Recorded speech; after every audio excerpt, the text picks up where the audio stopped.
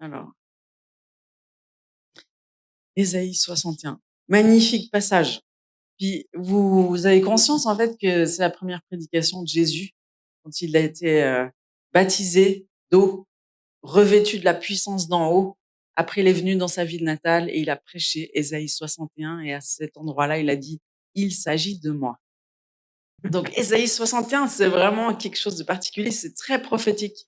Et on est en plein dans ce passage aujourd'hui maintenant, parce que si on veut conquérir les sphères d'influence, les 7 montagnes, enfin ça c'est, on veut y aller, eh ben il faut passer par là. Avant de changer sa ville, il faut travailler à son cœur. Donc on le voit très bien dans cette histoire d'Ésaïe 61. Je vous le lis rapidement. L'Esprit du Seigneur l'Éternel est sur moi, car l'Éternel m'a oint pour porter de bonnes nouvelles aux malheureux. Il m'a envoyé pour guérir ceux qui ont le cœur brisé, pour proclamer aux captifs la liberté et aux prisonniers la délivrance, pour publier une année de grâce de l'Éternel et un jour de vengeance de notre Dieu. Parce que quand Dieu délivre et guérit, il se venge. Amen.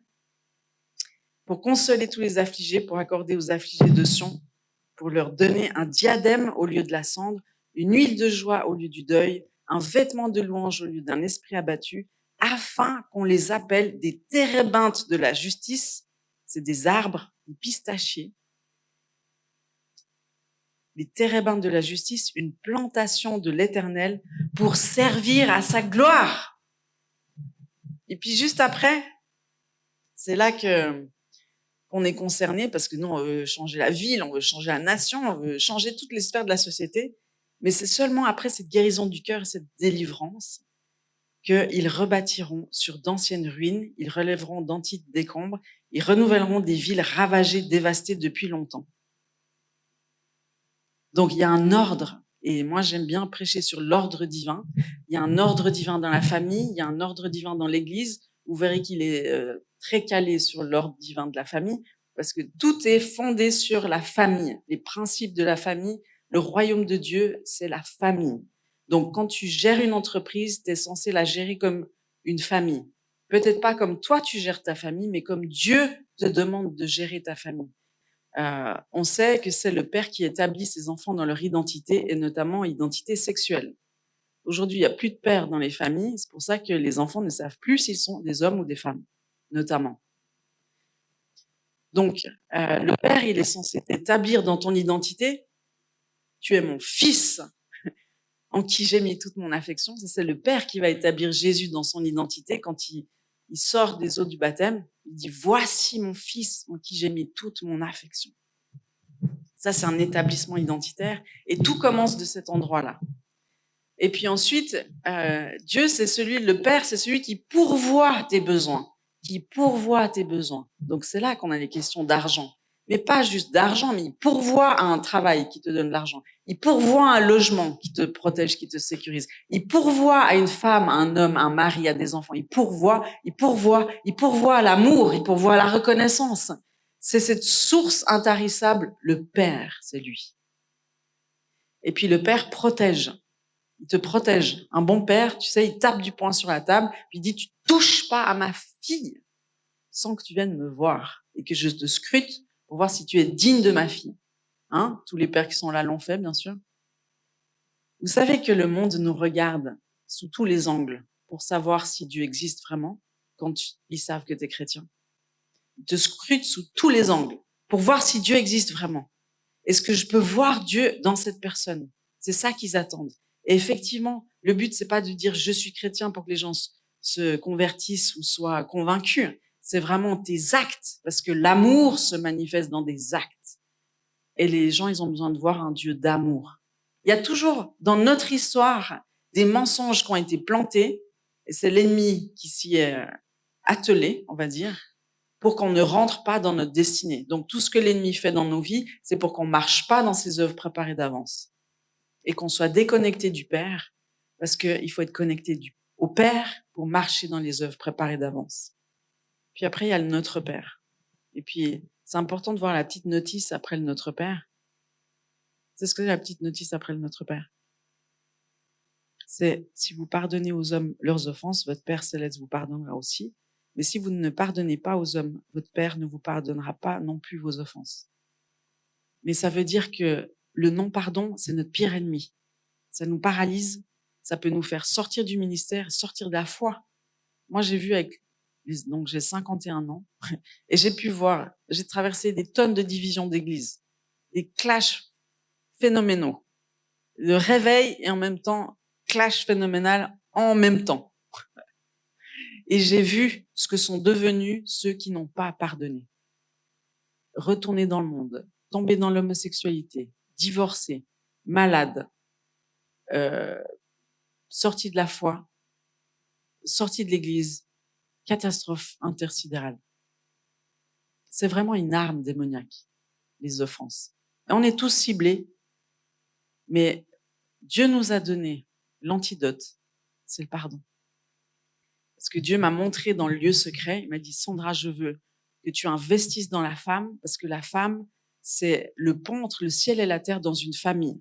Et comme l'ennemi est venu toucher Ève dans le jardin pour faire chuter Adam, dans les derniers temps, je vais utiliser la femme pour relever la famille, relever le couple, relever l'homme dans sa vraie identité, dans sa fonction première, changer la société, ajouter la moitié du manque de l'Église, parce qu'on considère que la femme ne peut pas être dans le ministère, on se prive de la moitié de l'Église en faisant ça. C'est qui le plus grand libérateur de la femme? Jésus. C'est le plus grand libérateur de la femme. Et puis Paul a dit aux Galates, il n'y a plus ni juif, ni non-juif, ni homme, ni femme, ni esclave, ni libre. Vous êtes tous un en Christ. On dit que les enfants, ils ont le même Saint-Esprit que les adultes, mais tu sais que dans la femme, il y a le même Saint-Esprit que chez les hommes. Et puis, il y en a plein dans l'église qui sont des orphelins et qui courent après le succès dans l'église, dans l'entreprise, enfin, comme dans le monde. Puis avec le label chrétien, mais t'es un orphelin, tu connais pas le Père. Tu cours après tes propres ambitions. J'ai regardé This is the Voice. Tu regardes ce qu'ils disent les participants. Ils disent tous la même chose. Je veux que mes parents soient fiers de moi. Je veux prouver à ceux qui ont dit que j'étais nul, que je ne suis pas nul, que je suis quelqu'un. C'est une quête identitaire. Tout le divertissement. Tu veux être chanteuse, pourquoi? Tu veux être mannequin, pourquoi? Parce que tu veux être reconnue et aimée par le Père. C'est toujours la même course. Même les entrepreneurs avec des grosses voitures, pourquoi tu veux une grosse voiture? Pour devenir quelqu'un. Donc, Mammon, il se faufile là. Il dit, moi, je suis celui qui va être en concurrence avec le Père. Moi, Mammon, la puissance de l'argent. Je vais te permettre d'avoir une grosse voiture, comme ça, tu seras quelqu'un. D'avoir une grosse maison, comme ça, tu seras quelqu'un. D'avoir un gros business, comme ça, tu seras enfin quelqu'un. C'est pour ça que Jésus dit, vous pouvez pas servir de maître, les amis. Car ou il haïra l'un et aimera l'autre, ou il s'attachera à l'un, mais méprisera l'autre. Vous ne pouvez servir Dieu et Mammon. Dieu le Père, c'est l'antidote de Mammon. Tu as besoin d'être visité par l'amour du Père. Tu as besoin qu'il te dise qui tu es. Tu as besoin qu'il vienne captiver ton cœur pour qu'il n'y ait qu'une chose qui te préoccupe dans la vie, c'est de lui obéir, de lui faire plaisir, de sentir sa joie, de sentir son aval. Tu sais, genre, le Père, il est fier de moi parce que je parle de lui, parce que je rétablis la vérité sur lui, parce que je permets à chacun de se connecter de cœur avec le Père. Que faites ce que Dieu vous demande de faire. Ne pensez pas être plus intelligent que Dieu. Parce qu'il vous emmène dans des endroits bien précis, mais vous le savez pas.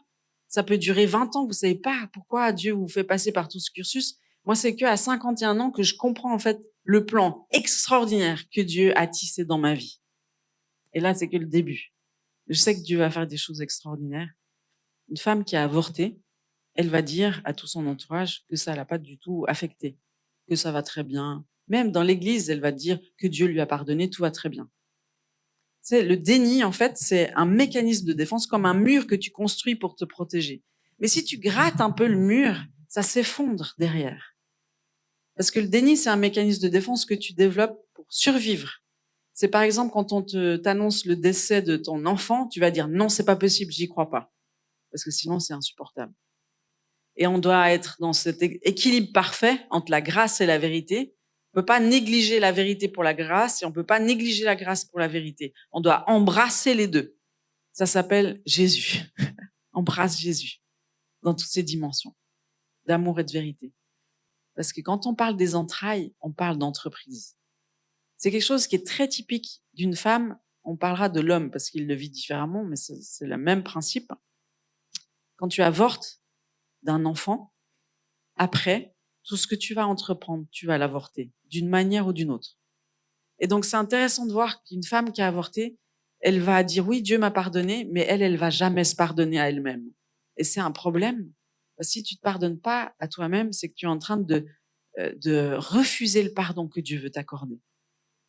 Parce que Dieu, il est fidèle et juste. Hein. Si tu confesses tes péchés, Dieu, il est fidèle et juste, il va te pardonner n'importe quel péché. Et c'est ça l'espérance d'une femme qui a avorté ou d'un homme qui a avorté, c'est qu'il n'y a que Jésus qui peut te pardonner.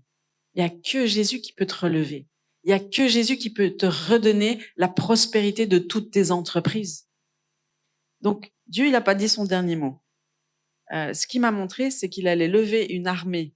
Donc, cette armée de Déborah, elle va commencer à témoigner parce que ce sera des messagères de bonnes nouvelles.